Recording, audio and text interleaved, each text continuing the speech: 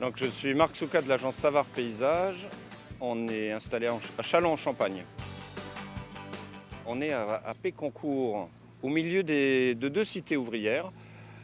Ici, on a la cité Lemay et de l'autre côté, la cité Jardin. Ce sont deux cités qui ont des histoires différentes. Notre attitude de projet est de prendre les éléments forts de chaque territoire sur lesquels on intervient. Ici, en l'occurrence, ce sont ces deux cités minières.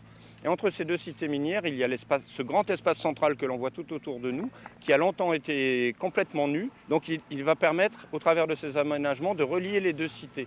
La fonctionnalité de ces deux cités a complètement changé entre leur fonction de départ, donc alimenter en main-d'œuvre le carreau de mine qui était juste derrière, au bout de l'avenue de Chambéry.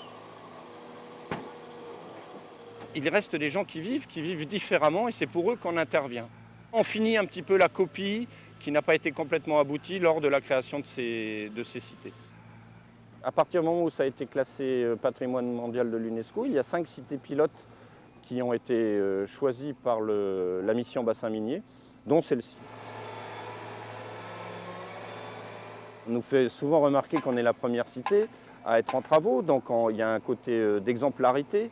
On n'aborde plus maintenant, dans ce cadre des cités pilotes de l'UNESCO et puis de l'aménagement en général, l'espace qu'on a abordé à la création de ces cités, redonner une autre couleur à ces cités, une autre image, montrer qu'elles évoluent au même rythme que la société. Voilà, je pense que derrière ça, déjà, il y a beaucoup d'enjeux.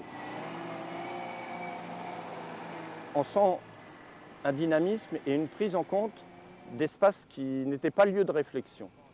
On se rend compte de ça au travers des logeurs, notamment Soginorpa, au travers de la mission bassin minier, de la sensibilité qu'ils ont amenée aux élus, pour montrer qu'ils avaient un cadre de vie riche. C'était peut-être plutôt des cités pour lesquelles on tournait un petit peu le dos.